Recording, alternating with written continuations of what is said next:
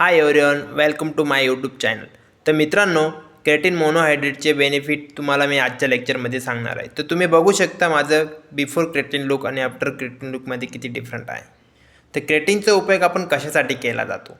Creatine मोनोहायड्रेटचा उपयोग स्नायूंच्या कार्यक्षमतेत सुधारणा करण्यासाठी, स्नायूंची वाढ आणि ताकद वाढवण्यासाठी केला जातो. हा एक नैसर्गिकरित्या शरीरात तयार होणारा पदार्थ आहे जो स्नायूंना ऊर्जा पुरवतो. विशेष उच्च तीव्रतेच्या व्यायामांदरम्यान क्रेटिन मोनोहायड्रेट एक पूरक सप्लिमेंट म्हणून वापरला जातो, जो स्नायूंमधील ऊर्जा ATP आणि स्नायूंच्या कार्याला मदत करतो. क्रेटिन मोनोहायड्रेटचा उपयोग कसा होतो? स्नायूंची कार्यक्षमता वाढवते. क्रेटिन स्नायूंमध्ये ऊर्जा वाढवते, ज्यामुळे उच्च तीव्रतेच्या व्यायामांदरम्यान अधिक कार्यक्षमतेचे काम करता येते. तर मित्रांनो, अशा प्रकारे क्रेटिनचा उपयोग केला जातो. तर तुम्हाला नेक्स्ट व्हिडिओमध्ये दाखवतो की मी क्रेटिन कशा पद्धतीने घेतो. तर मी सध्या वापरतो आहे वेल कोडचं मोनोहायड्रेट क्रेटिन, जे मी डेली रुटीनमध्ये 5 ग्रॅम यूज करतो.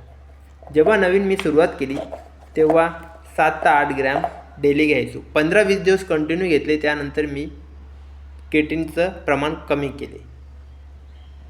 कारण क्रेटिनची लेवल आपल्या शरीरात वाढल्यानंतर आपण ते कमी करून घ्यायचं. मी वर्कआउटनंतर मोस्टली क्रेटिन घेतो 1 ग्लास पाण्यामध्ये. आता तुम्ही बघू शकता की आपल्या शरीरात क्रेटिन कशा पद्धतीने काम करते. स्नायूंची वाढ.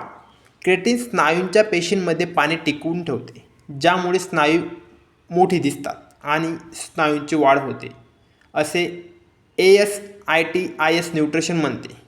आणि हे खरं आहे. ताकद वाढवणे. क्रेटिन स्नायूंना अधिक ऊर्जा पुरवतो, ज्यामुळे जड वस्तुमान उचलणे आणि उच्च तीव्रतेचे व्यायाम करणे सोपे होते, असे मायो क्लिनिक म्हणते. मी यूज केल्यानंतर मला तर रिझल्ट आलाच आहे, पण तुम्ही पण यूज करून बघा. मेंदूंचे कार्य सुधारणे.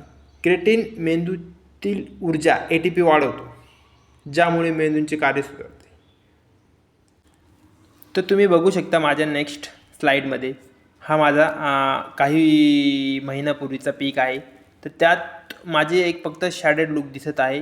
त्यात म्हणजे जवळपास बघायला गेलं तर फॅट नावाची गोष्ट नाही आहे. एक बॉडी स्ट्रक्चर, शेप, सिमेट्री वगैरे एक्सेट्रा बॉडी पार्ट दिसत आहे. तर आता आपण जाणून घेऊ की क्रेटिन किती प्रमाणात घ्यावे हे जाणून घेऊया. तर तुम्ही ही स्लाईड कीप करून वाचू शकता. आता तुम्ही बघा, क्रेटिन घेतल्यानंतर 4 ते 5 महिन्यानंतर माझ्या बॉडीची लुक काय डिफरंट जाणवते आहे तुम्हाला.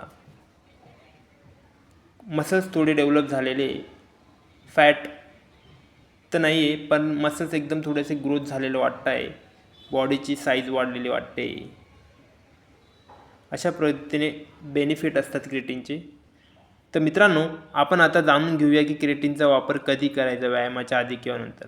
तर तुम्ही हे स्किप करून वाचू शकता. थँक्स तुम्ही हा व्हिडिओ पूर्ण बघितल्याबद्दल.